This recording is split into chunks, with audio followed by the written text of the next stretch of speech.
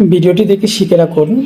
যদি আপনি আপনার বাড়ির পাশে বা বাড়ির আঙিনায় যদি আপনি টবের মাধ্যমে বিভিন্ন গাছ রোপণ করতে চান, তাহলে আপনি চাইলে কিন্তু এইভাবে খুব সুন্দর করে গাছ রোপণ করতে পারেন। এই ছোট ছোট প্লাস্টিকের যে বোতলগুলো থাকে সেগুলো কেটে সেগুলোতে আপনি এরকম করে সুন্দর করে আপনি বিভিন্ন চারা রোপণ করতে পারেন, এমনকি বিভিন্ন সবজি গাছ রোপণ করতে পারেন। এই লোকটির কাছ থেকে দেখে আমরা অনেক কিছু শিখতে পারি। দেখুন, এই লোকটি একটি বাড়ির সামনে অল্প একটু জায়গাতে গ্রিন হাউস তৈরি করে। দেখুন কত সুন্দর করে এই লোকটি বিভিন্ন সবজি গাছ, টমেটো, বিভিন্ন শাক সবজি অনেক কিছুই সে রোপণ করেছে। আর কতটা ফ্রেশ, কতটা টাটকা এই শাক সবজি উৎপাদন করছে। আমাদের মানবদেহের জন্য শাক সবজি অনেক বেশি গুরুত্বপূর্ণ ভূমিকা পালন করে। শরীরের পুষ্টি যোগাতে এই শাক সবজির কোনো বিকল্প নেই।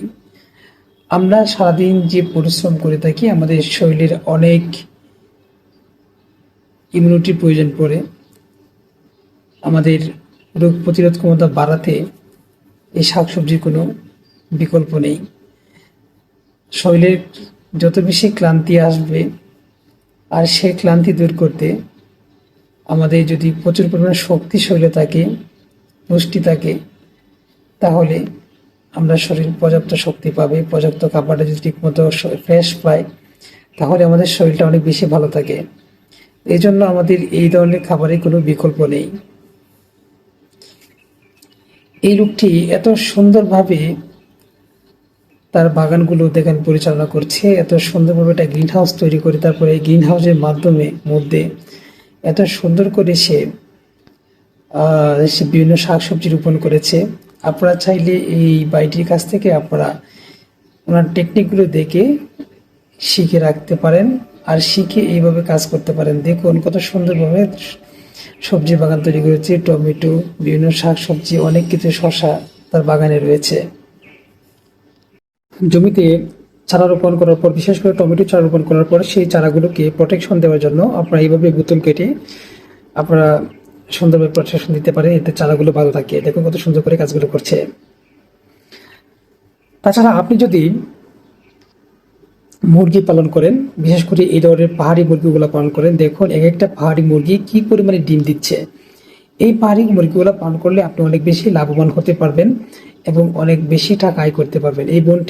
এই পাহাড়ি মুরগিগুলো একদম খোলামেলা পরিবেশে তারা লালন পালন করে, এবং দেখুন পাখির বাসার মতো বাসা বানিয়ে দিয়েছে, যেহেতু তারা পাহাড়ি মুরগি, তারা এইভাবে স্বাচ্ছন্দ্য বোধ করে। আর দেখেন প্রত্যেকটি বাসার নিচে কি পরিমাণ ডিম রয়েছে, মাশাআল্লাহ।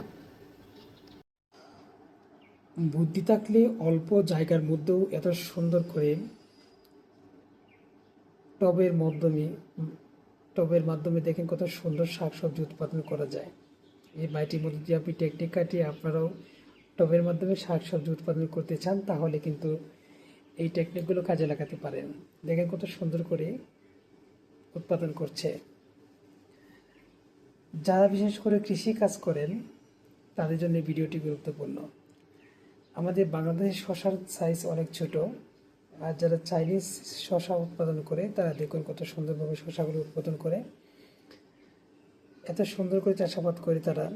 দেখেন প্রত্যেকটি শশার সাইজ কত সুন্দর, কত ফলন রয়েছে, ভরপুর ফলন রয়েছে। আপনি যদি কৃষি কাজে মনোযোগ দেন, সঠিকভাবে চারা রোপণ করেন, পরিচর্যা করেন, তাহলে আপনি এভাবেই ভরপুর ফলন পাবেন ইনশাল্লাহ। যদি চাইনিজে বোনরা পারে, তাহলে আপনি কেন পারবেন না? দেখুন চাইনিজে এই বোনটি তার বাড়ির সামনে গ্রিন হাউসের মাধ্যমে কত সুন্দর করে দেখুন চাষাবাদ করেছে। এটা সত্যি আমাদের যুব সমাজকে ইন্সপায়ার করে। দেখুন এত সুন্দর করে চাষাবাদ করেছে, আর তার শাক সবজিগুলো কতটা ফ্রেশ, আর এরকম ফ্রেশ